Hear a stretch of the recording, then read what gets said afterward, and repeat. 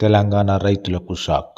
రైతు భరోసాపై మంత్రి తుమ్మల నాగేశ్వరరావు గారు క్లారిటీ ఇచ్చారు.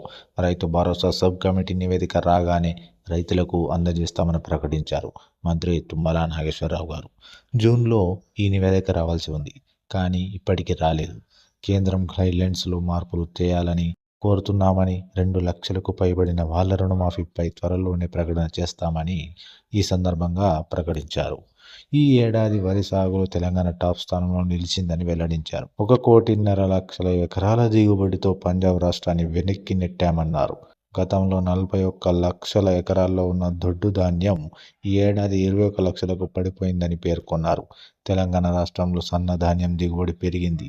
దేశవ్యాప్తంగా సన్న ధాన్యానికి డిమాండ్ పెరిగిందన్నారు. 25 జిల్లాల్లో ధాన్యం కొనుగోలు జరుగుతున్నాయి. గతంలో ఈ రోజు నాటికి 17 జిల్లాల్లో మాత్రమే జరిగాయని తెలిపారు.